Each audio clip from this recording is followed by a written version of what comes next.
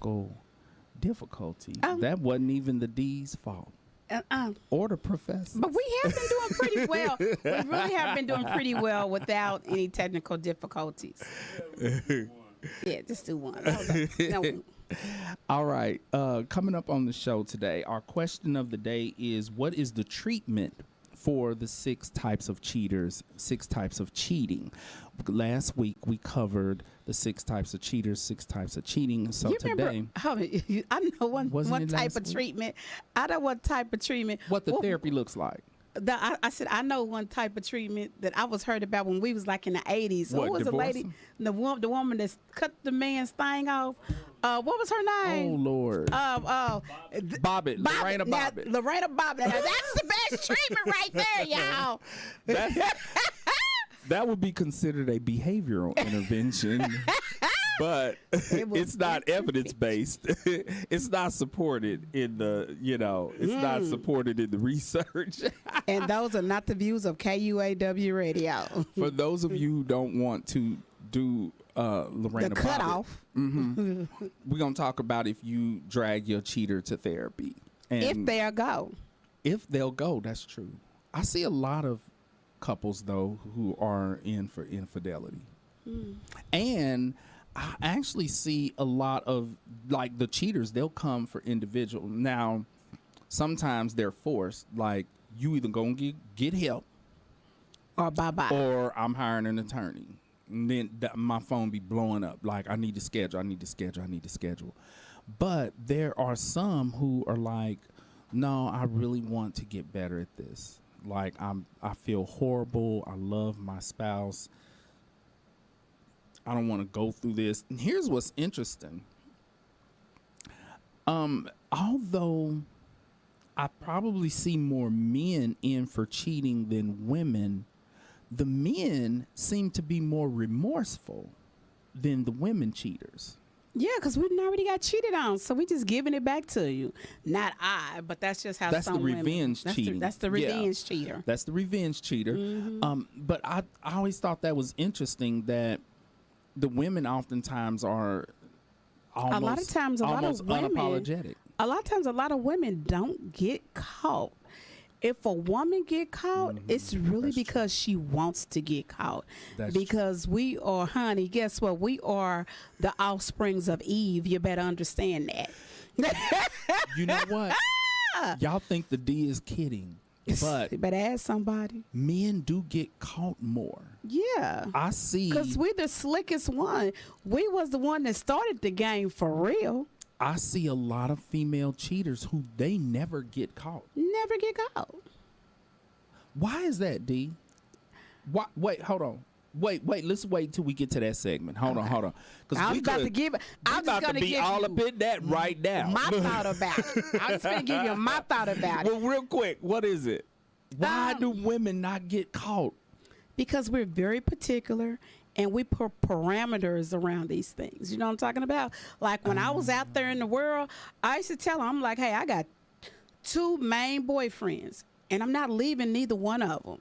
But we can kick it. We can kick it. But don't get feelings because I'm going to cut you. Don't catch no feelings because she going to cut you. Because I'm going to cut you. And that just used to be my thing. I mean, that used to be my thing back in the day when I was young. But are women more careful to not get caught? Yes. So men are sloppy. Yes. And we look for things. And risk and we'll look. takers. Because, okay, it's really about a man's ego. Because my woman will never cheat on me. I give her everything, boy. And plus, I put the hammer down. Hey, it is what it is. She's preaching the gospel. Men don't look for it. Because men are like, ain't no way this woman would cheat on me. When does she even have time? Right. And there's always time. And that is what, now this is true. I've seen this. That is what makes it easier for women to get away with cheating is the male ego saying there is no way possible. I know this heifer ain't cheating on me. I'm laying it down. You know? Yes. And then that's the reason why it's so hard for men to forgive. Oh, men don't forgive on no cheating. Even if he has cheated 100 times, Yes. they will show up for couples therapy like she the only person who cheated. Yeah. And that's in the cases of revenge cheating, where the woman is like, I only did it to teach you a lesson. And she's going to cut it to the quick. And he gets so stuck on the fact that she cheated that the lesson is lost. Yes. Like, I was talking to one of my friends, and he's been separated for like 3 years. And I was like, so would you ever take back your wife? Now, mind you, he'd been out here gallivanting, doing whatever. He was like, because she gave my stuff away. His stuff. Gave away. Somebody tore his stuff up. Tore it up. And he imagining, because he thinking about what he was doing to his stuff. And so he imagined somebody else doing that to his stuff. And he couldn't recover from that. He couldn't recover. This is so true. Okay, so we're going to talk about these types of things when we get to that segment, even though we just immediately dived into it. We did, didn't we? But first, let's do our check-in. D? I don't have a check-in. That was just my check-in earlier. Oh, okay. So I'm gonna give it to the time. I have a check-in that is in alignment with this whole cheating thing. Ooh, let me hear it. Okay. Have you ever, I have done this so many times. Have you ever been thinking about one person, but you're supposed to be texting somebody else, and you accidentally text the person that you're thinking about, or you're texting 2 or 3 people at the same time and accidentally send the text to the wrong person? No, because I used to be a so-called, what you tried to say I was last week, a cheater. So I am real particular. Dude, you just admitted to cheat. No, but I really wasn't cheating. If I'm letting you know what's going on. And remember, I told you what the pastor said. If we not married, for real, I don't owe you nothing. If you haven't gave me a ring, who has a history of cheating. You haven't gave me a ring. That's why the pastor said that. Okay. If you in a committed relationship, then we need to be making a date. And when we make the date, when you give me my ring and we make a date, I'm off the market. And literally, when you think about it, that's what people say. It's only cheating if you're not engaged. But what about people who don't believe in marriage? They believe in committed, long-term relationships. I don't believe in that. They that. shouldn't be cheated on because they don't believe in marriage. Well, I don't believe in that. And there's more cheating amongst married people than single people. And that's true. So a ring ain't going to stop a fool from cheating, D. A ring will stop me. Oh, okay, D. That's my values. That's me. And then everyone, I put my phone face down. So on the phone thing, don't mess with my phone. I don't mess with your phone. But have you ever accidentally No, I haven't. texted? No. Okay, well, let me tell you. This is my check-in. Let me tell you what happened. About this. It sounds juicy. I was texting a family member's spouse, and he ended up sending me a text that was not meant for me. What? The text was not about his wife either. He ended up sending a text. What did this text say? Stop dragging the sound. It was one of them. Hey baby, I love you too. I see you in a little bit. It was one of them. It was one of them texts. Yeah. And so when he found out that he sent a text to you, he immediately sent me a text saying that his phone had gotten hacked. And that his text messages, now, I'm a therapist. I'm like, he's cheating on my family member. On your family member. And what do you do? Who I love. So what do you do? Well, that's what I'm wanting to talk about. I don't think I handled it appropriately. You probably did. And what did you do? I made the mistake of saying, well, he was going into all this, my phone been hacked before, and he's telling all these hacking stories, and his anxiety level is through the roof. Like, I'm getting... Did he call you? I had seen him that day. I'm getting text messages. I went by the phone company to try to get it taken care of. The phone company said they're going to take care of it. This went on all day. And me and Nadine was like, why this fool cheating? So did he call you, or was he continue texting? He was texting. We talked on the phone. We had talked in person. He held to this story that his phone was hacked. And so after I got tired of it, I said, listen, I need you to get rid of that hoe. Because if your wife find out about that hoe, it's going to hit the fan. Okay? But he stuck to his story that his phone had been hacked. And so I decided, I said, well, here's a way to see if the phone had been hacked. One, I didn't know text messages can be hacked. I thought only internet stuff can be hacked on a phone. I have never heard of text messages getting hacked. And anybody, if you have, send it to us, because we most definitely would like to know about someone who has been hacked. Please let us know if text messages can be hacked, because I know that like your social media pages and internet stuff can be hacked, but we're talking about text messages. And when you are hacked, because this is what Nadine was saying, when you're hacked, you don't know you hacked. Other people tell you. Because I've been hacked. And the way I found out that somebody had hacked into my Facebook page was people started sending me stuff saying, what is this that you sent me? I didn't send you Messenger. crap. I'm like, what is this, some Messenger? Right. And so the fact that he immediately texts me within seconds after sending the text, I'm like, how does fool know he hacked? And how they hack into his text messages? This is how I mishandled the situation. I said to Nadine, I said, well, here's what I'm going to ask him. Did he tell her? Because if you're hacked, you don't need to keep it a secret. You see what I'm saying? When I got hacked, I'm like, somebody hacked me, you know, because sometimes the hacks be sexual. And you need to immediately let your spouse know, like, I don't know whose breasts these are. This showed up on Messenger.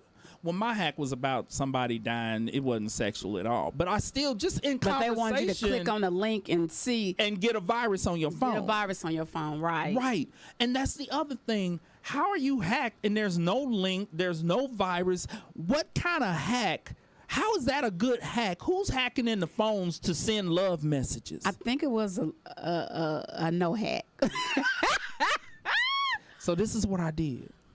I did not handle this appropriately. What I did was I said to him, I said, well, did you tell her?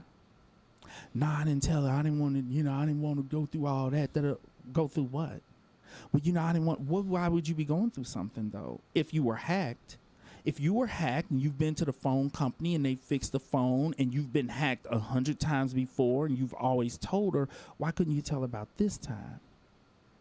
So I said, here's the thing. I'm not going to tell her. First mistake. I'm not going to tell her, but if you're not willing to tell her, that's a problem for me, because now you got me in a position where I'm keeping a secret. We dealt with from my loved one. We dealt with that before. I mean, on the show, we have discussed that. Remember? What did we say? It was when the children know that one of their mother or their father is cheating. They put you right there in it. Yeah, we did. The question of do you tell? Do you tell? Your daddy and you said you was gonna tell. Is that what I said? You said you was gonna tell, and I said I wouldn't, but I'll make them tell on themselves. That's what I did. That's what you was trying to do. That's what I was trying to do. Did he tell? He said. He said, okay, I'll tell her, because I see what you're saying. That put me in that puts you in a bad position. I said, it puts me in a real bad position, because you are expecting me to keep a secret from my family member. Who you really do love. Who I love, and you are expecting me to betray my family member. I said, so I need you to tell her about this. And so he immediately texts back within less than 5 minutes that he had told her, and that she didn't think anything of it because he's been hacked so many times before. Here's my thoughts. He probably has been hacked on social media or something before, and what I'm suspecting that he said to her is, my phone has been hacked again, and she said, again, yes, okay. I don't think he said, my phone was hacked and it text JP or JP baby, I love you. That looked like I'm on my way to see you. I love you. I'm on my way. And be good for Big Papa and all of that mess. All that corny mess that sounds like something he would say. Because you know him. Yeah. And so, what are your thoughts on how I should handle this situation, D? How do you think I should handle this situation? He didn't come all the way clean. He didn't come all the way clean. He probably told her, but he didn't tell her. He didn't tell her. He lied by omission. He didn't tell her. And the problem that I have is that I made the mistake of saying, I'm not going to get in this. And it's looking unavoidable at this point. And you know what? They call me an S starter. Like, I'll wait till I'll blow up a family function. Be like, hey! You remember this text? So-and-so, did he tell you about this crazy text he sent me after his phone got hacked? Since he told her. I actually should be able to mention it. Because he already said it. Yeah. And so what I'm thinking that I'm going to do is say, because what I said to him is, well, I'm saying that I'm not going to get in it, but I can't tell you that Nadine ain't going to mention it. Because I can't tell her what to mention and not mention. That's why he told her. Because he's like, oh, Lord. But what I might do is say, what y'all gonna do about this fool's phone getting hacked? Because I can't be getting them kind of text messages. I know. And she gonna be like, text messages. Cause if Nadine had seen that in my phone about I love you and I'm on my way and I work from home, I'd ended up with a blackout. From home. What was about to happen in the house? I'd ended up with a blackout. And then she gonna be like, what the hell you talking about? Exactly. Yeah, because he didn't say the whole truth. He lied. I doubt it. Now, in the event that he actually was hacked, we really need somebody who knows about phones. I don't think that happens. I don't think it can be done like that. Not by the text. My other thought was to do some research into whether or not that type of hacking takes place, because if I have evidence that he lied. Hold on a minute, JP. Can we ask our researcher to Google? That's the one, girl. Can your phone get text hacked? Can your text messages be hacked? And why would they be hacked without a virus? And how did he know he was hacked within a second? Because it's a lie. That message came quick. My phone's hacked. It's a lie. That wasn't me. That wasn't me. My phone's hacked. And that's the reason why men get caught cheating. Men are sloppy. Because let me tell you. Now, men are sloppy. Now, let me tell you, on my text messages, you might not be understanding what I'm saying on my text messages, because sometimes my mind be on something else. But I'm going to show check. They be in a foreign language sometimes. But I'm going to show check and see who I'm sending it to before I hit send. The D. I've done that, though. I haven't. And I can't remember exactly what happened, but one time I was mad at somebody and I was texting somebody else, fussing about that person, and sent it to them. Wasn't nothing I could do, though, because I meant what I had said. I didn't mean to send it to him, but I meant what I said. So that's why I was like, no, this is an accident. Like, you texting 2-3 people and you done hit send, and he immediately realized, oh crap. But he said another word, you guys, I promise. Oh, he said another word. Maybe a couple of words. He good at the other words. Okay. Again, I was just wanting to know how you think I should handle that deal. Well, we already said I'll blow up a family event. Lord, I'll blow up a family event. All right. Mental health and illness in the news. You know what? I decided today, let's focus on mental health and let's focus on the babies. The babies. The babies. We love the babies. Love the babies. A child by the name of Sage Goodall in Florida collected nearly 6,000 stuffed animals to send to children in Ukraine. That was so sweet of this kid. Oh, and they did the interview with him, and he was talking about how they're people too, and they deserve this too. Like, this was a sweet kid. Oh, wow. I And like so- seeing that because sometimes our children get so selfish. And self-centered. Yeah. Yeah. So that was a good one. That was really yeah. good. I was like, if adults We have could great parents. follow in the footsteps of the children, the whole world would be a different place. Okay, so here's the next one. A little leaguer, he's 12, his name is Isaiah Jarvis, was hit in the head by a pitch thrown by another kid on the other team, Caden Shelton. Well, it knocked him down, you know, because a baseball gonna hurt. It sure do. In Little League, I don't know if they using full baseballs or softballs. Mr. No, Walker, they what do use they real use? baseballs. They use real baseballs in Little League? Okay. Because it knocked the fire out this kid. Yeah. And so they got him up and helped him to first base. Well, the other kid, Caden, was so upset that he had done it. He was crying on the pitcher's mound. And so little Isaiah left first base and went out there and he hugged him. And he said, "I'm okay. It's I'm okay. okay. And you're doing a great job." He's 12. They had a full therapy session right there on the pitcher's mound. A full session took place. Yeah, they did. Like, he brought that kid back together. Like, it's okay.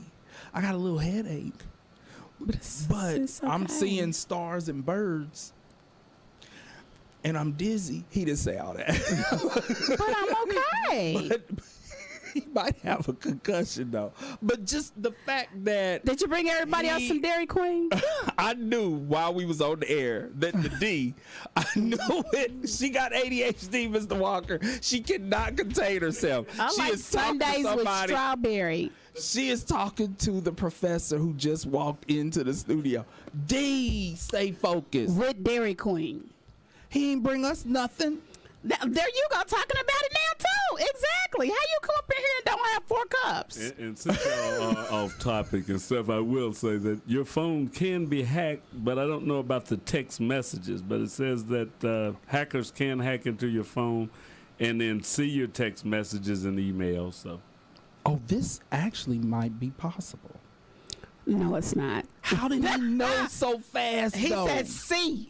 Because it didn't happen. He's lying. And I hate saying that word, And but he he's should have lying. been able to see the text if he was hacked. Only I would be able to see it. I would have to Exactly. let him know. Exactly. Yeah. He lied. And that was from my researcher. Thank you. I'm wondering, Mr. Walker, what are your thoughts on this? Does this sound fishy to you, or do you think it's possible? Definitely sounds fishy if he calls you immediately afterwards saying his phone was hacked. Because like you said earlier, you don't even know when you're hacked unless other people tell you. So for him to call you, it's like, oh, I made a mistake. That's like a oops, and I better try and clean this up. Yes. And so I was thinking maybe I was just being pessimistic in being determined that he's cheating and that I needed to give the benefit of the doubt. Hell no. Okay. It's a consensus. The professor just walked in. He missed that whole story. We can't go back through that story. And we're not going back because you should have been, you were tardy for the party. He was tardy for the party. He missed the whole story about little Isaiah. Okay, little Isaiah hugging a pitcher on the pitcher's mound until he stopped crying. It was precious. Like, the kids are precious. They really are. Okay, so let's get to our question of the day. If you have been in a situation where some cheating has taken place and you two decide to go to therapy, let's talk about what that therapy will look like. It's usually a combination of individual and family therapy. I usually will start with individual sessions with the cheater, because I want them to feel comfortable giving me all the gory details without their partner or spouse being present. You know, because if you start the sessions off as couples therapy, they are going to withhold information. The spouse who was cheated on is going to know that they withhold information, and then it blows up. And it blows up in the session. And so they usually start off coming, you know, for individual to get out the details. And so, for example, let's talk about these specific types of cheaters, and then we'll talk about the therapy in general. For those cheaters who are cheating to fulfill unmet relationship needs, we just get in touch with what those needs are and what in the primary relationship, because I usually refer to the primary relationship as the committed relationship, and then the secondary relationship is the side piece. Side piece, right. And so it's like, okay, well, what is it that you were getting from the secondary relationship that was lacking in the primary relationship? What was the side piece doing? And oftentimes it can be the frequency of sex, but a lot of times it's, well, I was able to feel free with that person because we're not together. We don't have to discuss the mortgage and the kids and this bill and that bill, and like we just get together and have fun. So it allows me to feel carefree. It's an escape from the stress of my regular life. And so as the cheater begins to get into that, then we talk about what are some healthy, appropriate ways for you to get your unmet needs met in your primary relationship, which is where the couples therapy comes in, getting them prepared to talk to their spouse about what their needs are. Here's the tricky part: without coming across like they are blaming the spouse for their cheating. And there's a very fine, thin line on this, because when you're talking about having cheated and you tell your spouse, my sexual needs were not being met, or we don't have sex often enough, or, you know, we fight a lot and I don't fight with this person that I had this affair with, whatever it is, you have to be very careful. If you in any way come across like you are blaming the victim of your cheating for you cheating, that could immediately result in a punch to the face. Immediately. And so what I do in the individual sessions is prepare them to have that conversation in couples therapy while still accepting full responsibility for their cheating. Because if they don't, their spouse is going to shut down. Exactly. And how did that work for you? Because most of the time the cheater, which is this narcissistic personality a little bit, he finds so many other things that it's the other person's fault and it's not his fault. Well, and what I explain to them is you gonna end up in divorce court coming at this from that perspective. We can't call your spouse in and you blame them for everything and basically say it's your fault, I cheated on you. That's not okay. Because even though a person may have some unmet needs in their marriage, when you take those vows, or for those who are not married but you're in a committed relationship, when you commit, you are agreeing that, hey, if we begin to have problems in this relationship, we will turn to each other. We're not going to go find a side piece. That's not what we're going to do. And so even if your spouse needs to do some things differently, needs to work on meeting certain needs that you may have, you still have to be very clear in saying, I still accept full responsibility for how I handled this, for my reaction, because it's my fault that I decided to turn to another person. And so the individual sessions are to prepare them for accepting full responsibility. And what you're describing, D, is oftentimes a problem is they'll come an individual not accepting full responsibility. Now, I tend to be very direct and upfront.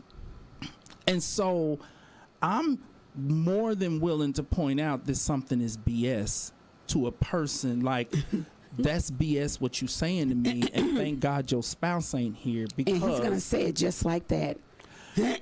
Minus the acronym B, I'm gonna say the actual word. Like, no, we need to keep it totally real. Now, when we get to the couple sessions, the spouse usually really appreciates my approach, because when they come in, they're able to see, oh, I see that this is a therapist that you really have been held accountable, because he's very clear and direct, and he's not pulling any punches, and he's keeping it totally real. So when that spouse comes in, whether it's the husband or the wife, they're like, I assumed that he was up in here BSing some therapist. No, he's not up in here BSing me. Or no, she's not up in here BSing me. We're going to keep it totally real before we even call you in. And so that piece has to take place. For the person, let's go to the revenge sex person.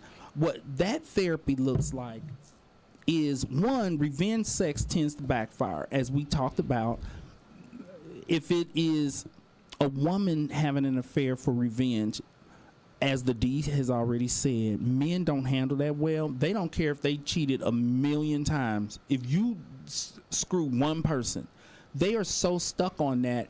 And the other thing that I address with the revenge cheaters is, well, all these years that you have been beating your spouse over the head and saying how low down and dirty they are, now you've put yourself in a position where they're able to say, well, at least I ain't the only one who's low down and dirty. We both are low down and dirty now. Ooh, we both dirty. We both dirty. And what oftentimes happens is that spouse will decide to get revenge on the revenge cheater by continuing to cheat. It might be better.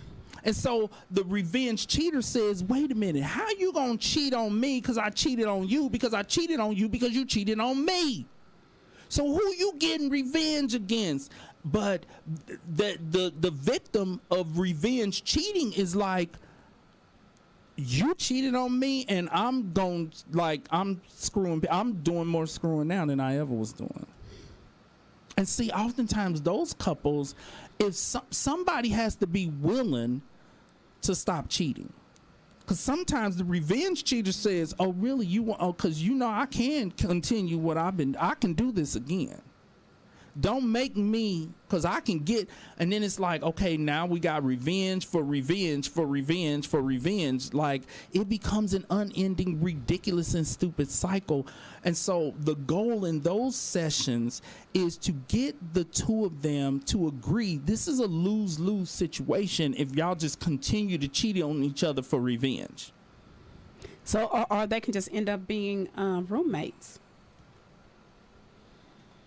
Well, and actually sometimes they do make that decision for the sake of the kids. They'll decide, well, let's just be roommates. But that doesn't usually go well, because men don't even do well with seeing their ex having a relationship with somebody. Sure don't. Especially if it's better than you. So that doesn't usually go over. Because let me tell you something about cheaters. Sorry. Tell us about cheaters, Dan. Women cheat up, men cheat down. Explain why. A woman cheater, she's gonna get something that's he might be better looking, he might make more money, his sex might be better. He's kinder. He's gonna be kinder. Mm-hmm. It's gonna be better. Bless you. It's gonna be better than what she already have. Now explain why men cheat down. Because they might already have a boss. So they have to go down to make them feel like they still that man. Oftentimes, when people cheat down, it is to elevate themselves. Mm-hmm. And so what the D is saying is, if their wife is on this higher level, when they cheat with a woman on this level, she makes way down here. She makes him feel good if he's on this level. Yeah. So his wife is on this level. He's on this level. So he's going to cheat with somebody on this level who now he's elevated. He feels good. He feels like a king. He's the king again. And this actually occurs very often. Yes, it does. And what happens is the person who was cheated on is totally confused. Like, you got all this and you in the projects with somebody. She got 8 kids up in the 1-bedroom crib and you cheated on me. Oh, and I bet you she probably makes him feel like the utmost king. The utmost. She puts her kids to the side. Because she needs her rent paid. Because she needs that $50. Money. Listen, she need that $50 Section 8 rent paid. Yes. I'm sorry. I'm sorry. I shouldn't say things like that. Well, and it kind of elevates her that she pulled this guy who got all this money. She doesn't realize that he's with her by default because what he has at home in his mind makes him feel emasculated. And guess what? Here the caveats to this is the side chick probably has her another boyfriend too. Oh, usually. Because they're not committed. Because he can't spend the night. But here's something. When the person who's cheated on their spouse with a side piece, when they find out that the side piece has other people that they are sleeping with, they have a fit. Oh, yeah. And so what they will do is confront their side piece, secondary relationship. Secondary. Who is this person you sleeping with? Well, the side piece is like, you going home to a whole spouse every day. Every day. Who are you to be up in my business? Because I got a couple other people coming up in here laying in the same bed that you laid with. Because when you go home to your spouse, you think this bed just supposed to get cold? And this is how we get the STD strings. Oh, my God. The monkeypox. Oh, my Lord. Because that's how they say the monkeypox is one of the ways. Actually, we need to probably talk about monkeypox. We need to talk about monkeypox next week. Monkeypox is spread from just contact. Yeah. They're saying if you get on an airplane, if you have on shorts, when you get on an airplane and you sit in that seat and somebody was there with monkeypox, when you get up, you got monkeypox.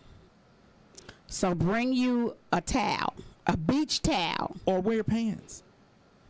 You need to wear pants.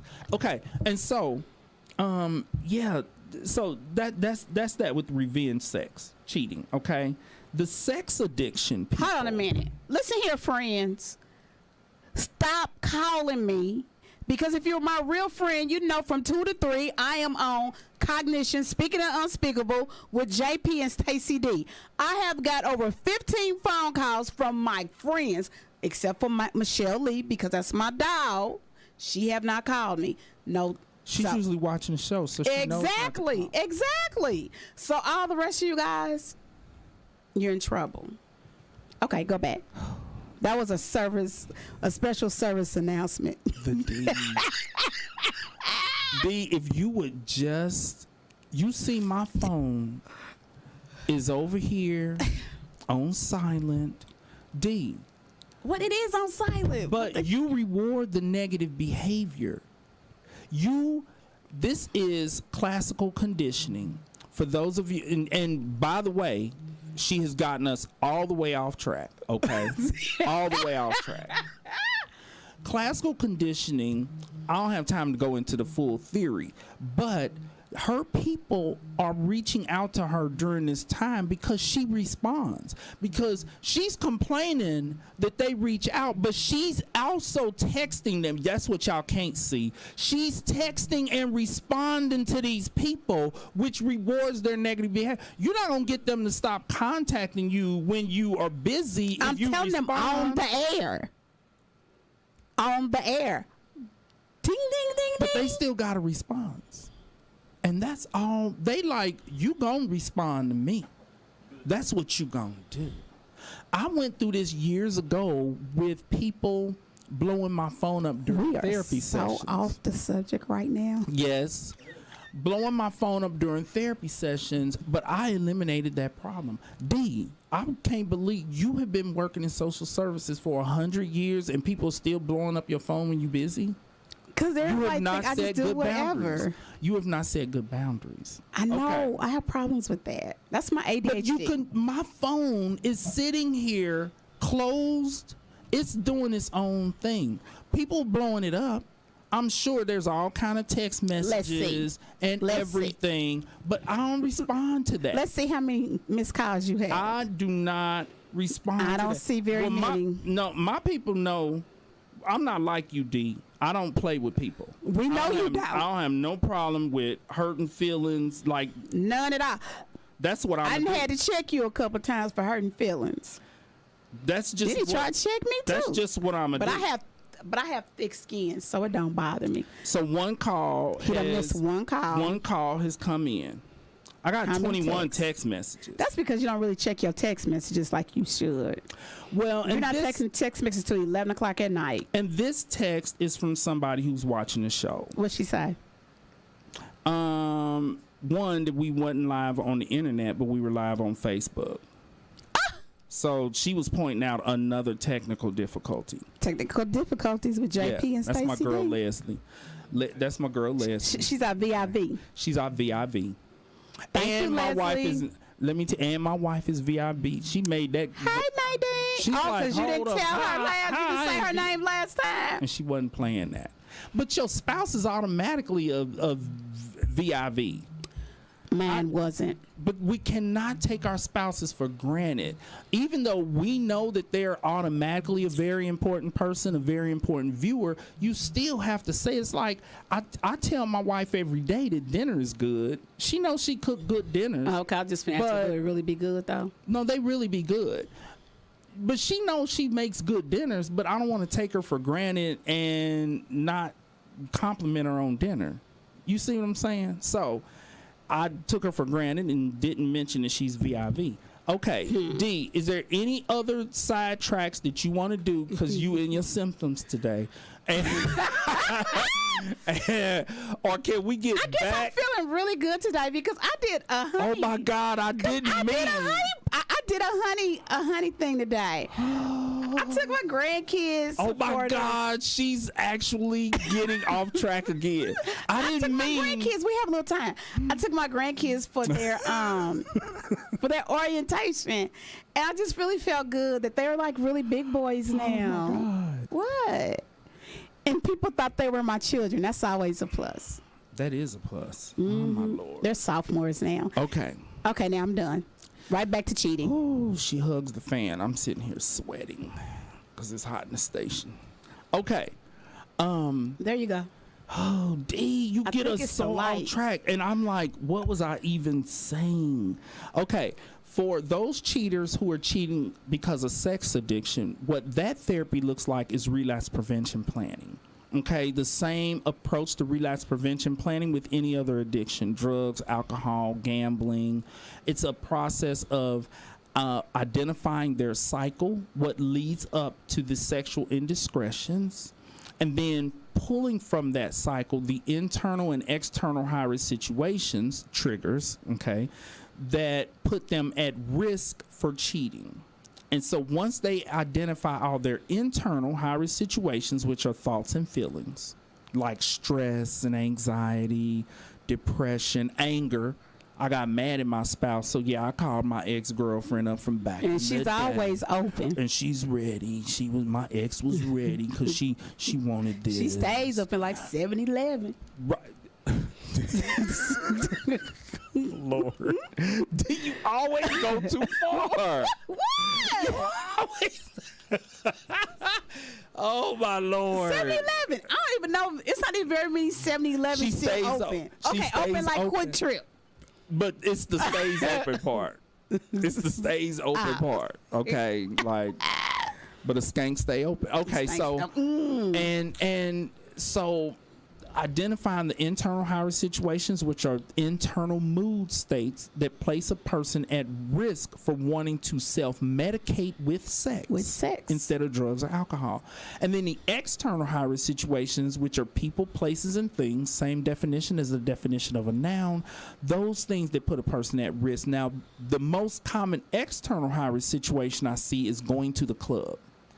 Married people who go to the club and they meet somebody at the club and they end up in their bed, and oftentimes they will have their favorite club where they're a regular there, and so the women they end up hooking up with are regulars also.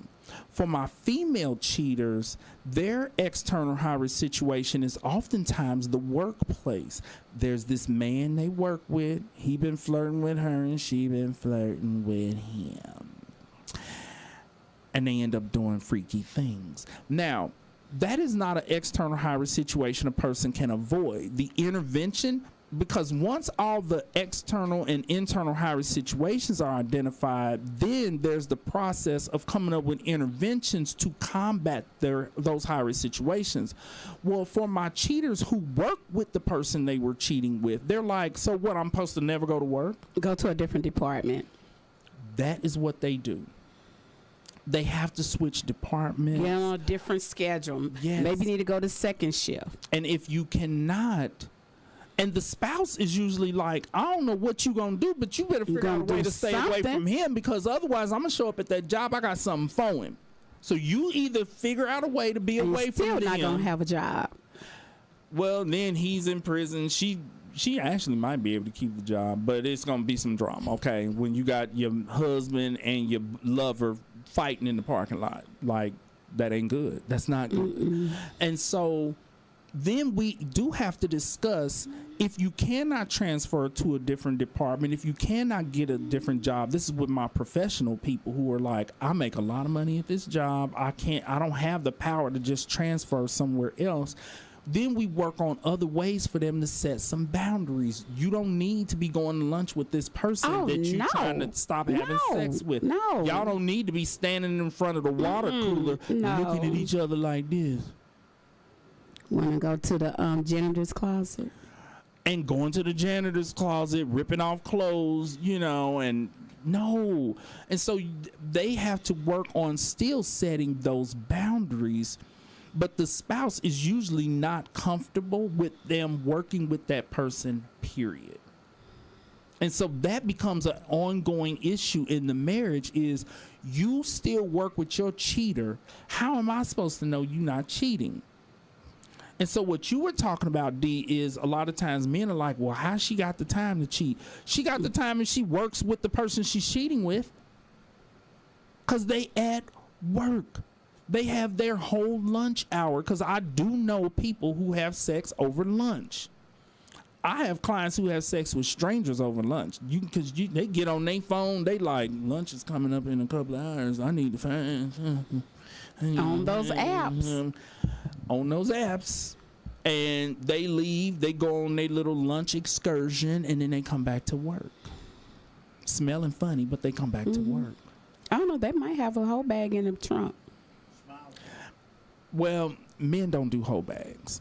Well, she might have something in her whole bag for him. The whole might? Mm-hmm. The whole might have something in the whole bag. That's if she cares about him getting caught. She probably don't. Because the internet hookups, those are literally strangers. They like, we don't know each other, I'm probably never gonna see you again. Never ever. So I need you to like leave my house. But you come back with monkeypox. Oh my Lord, D. Okay. And so those who are self-medicating with, back to the addictions. Once the relapse prevention plan is fully developed, all the internal and external high-risk situations are identified, and the interventions for those, then the couples therapy sessions are for that spouse to come in and become educated on what their partner's cycle is, so that as soon as they enter into the cycle, they're able to say, okay, I see. Let's say if anxiety and stress is their internal higher situation, they're able to say, look, you're getting really stressed out, your anxiety level is high, and we need to talk about it. We need to do those interventions that you came up with in therapy, because the last time this happened, you was out riding somebody, and we're not doing that again. So it's important for the spouse, not just with sex addictions, with any addiction. When you are in a relationship with someone who has an addiction, you need to know what their cycle is in order for you to be supportive in their relapse prevention. This is so important. And I even tell parents this who have teenagers who have an addiction, like, you need to know what triggers your kid. You need to know, and you need to know the interventions for battling and combating those triggers, those internal and external higher situations. Okay. For those who are self-medicating with sex, what that therapy looks like is identifying what it is they're self-medicating. Is it stress, anxiety? Is it depression? Is it a feeling of rejection from the partner? And whatever it is that they're using sex like a drug to feel better, helping them to realize that that is not the solution, and that's a solution that has actually caused more problems. So temporarily it made you feel better because, well, you was having sex, so you're gonna feel better right then and there for that time. But in the long run, when you done got busted and your spouse is ready to leave you and take the kids and this and that and this have and that, right, you end up realizing that you were not self-medicating is not healthy. It carries more long-range consequences that makes it not worth it. And so in therapy, it's a lot of like impulse control, skill development, them getting in touch with the long-range consequences so that they realize that that fun I had with the person in the secondary relationship, that 20 minutes or 30 minutes or that lunch break was not worth these long-term consequences. Okay, hypersexuality. Those cheaters, hypersexuality, as we talked about before, is a symptom of mania in bipolar disorder. Their therapy looks like them being properly medicated. That is where psychiatry services have to be put in place, and the psychiatrist has to properly medicate them so that their manic episodes are not severe on the level where they go into hypersexuality. Now, what the couples therapy looks like is them being able to openly communicate to their spouse, I'm experiencing hypersexuality right now. I'm real horny. Like I'm about that means for the spouse to get ready. Okay, let's do it. Yes, because they ready to hump a couch at that point. Like, I don't want to go out here in these streets. I don't want to go out in these streets. And I really believe that if a spouse said that to their other spouse, you got to jump on them. Got to jump on. Got to jump on it. Well, D, you said get down and dirty. Make something happen. Make something happen. The problem comes in if the spouse is unable to keep up with the hypersexuality, because hypersexuality is intense. I think you need to get some energy drinks or something. You need energy drinks. If you are in a relationship with somebody who has hypersexuality, keeping up with that. And here's the thing, people think that this is a dream for men when they have a woman who has, they can't keep up. My woman got hypersexual. I be getting it 3 times a day. I be getting it 3 times a day. Here's the problem. Because I was having a session with a man whose wife has hypersexuality. He has a medical diagnosis. He is not able. When they were younger, he loved it. He celebrated it. It probably played a major role in him falling in love. He's like, I'm having sex 3-4 times a day. If I look at this woman, we ripping our clothes off. It's on and cracking. But when he gets to some college years. Yes. But as they get older, what he ends up surprised by is, oh my God, how is she still as sexual as when we was 18? She's still, she 55, like, come on, I got to get it. I got to, and she is not playing. And seeing what they don't understand, that a woman, we gets kicked back in overdrive after we hit our 50s again. And D ain't talking about the hypersexuality. She's talking about just regular. Yeah. So just think about the hyper on it, and you already done kicked back in again. We back in overdrive now. Overdrive. I'm talking, and for these men, they're a little embarrassed because they're like, I realize this is supposed to be every man's dream, and I remember when it was my dream, but dang gum. I've been dealing with her hypersexuality for 30 years or for 40. They're like, it's never gonna slow down, and I have to break the bad news. Like, no, because she's gonna be in a nursing home. One of them, because there's a lot of sexual assault. It is. It truly is. I probably shouldn't say a lot. But it's a lot. It is a lot of sexual assault that takes place in nursing homes. Yes, it is. Like, if you work in a nursing home, you walk in a room, you got some senile old man on top of some senile old woman, and even if she is not fully aware of what is being done to her, it's sexual assault. And so people who have hypersexuality, if you think that's gonna die down, it doesn't never go away. It's bipolar disorder. It's for life. And so when they get older in their 50s and their 60s, and they're like, we're talking about 70s and 80s up in the nursing home, hopefully. 70s and 80s, and they're like, I am no longer enjoying this like I did when I was 18 to 20 something. This woman is about to kill me. And how she die? On top of me. What, D? How did he die? On top of me. Oh my God, The Color Purple. The Color Purple. Black folks will quote The Color Purple for every situation. That's what we do. We quote The Color Purple. Okay. That is our show for today. Wow, that was good. We made it through 5 of these. We didn't make it through the last one. We didn't make it through the last one? The last one, why. Which is a need for... I'm going to tell you why. Because the D got us sidetracked. We were so sidetracked, we was in a whole nother state for a minute there. We just got back to Missouri. Okay, so, but it was a good show because even when we got sidetracked, it was interesting. And that's I had to bring us back. After taking us away. Even when we get sidetracked, it's always interesting. So that's the good thing about working with the D. Is it's gonna be interesting whether it's on topic or not is a whole different thing. But when it ain't on topic, it's still interesting.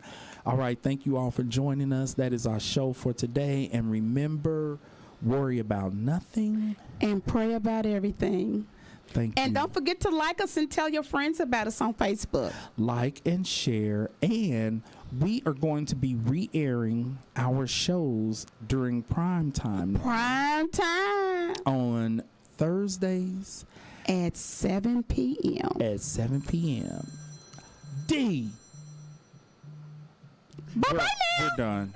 We're done. That's the husband. Why is that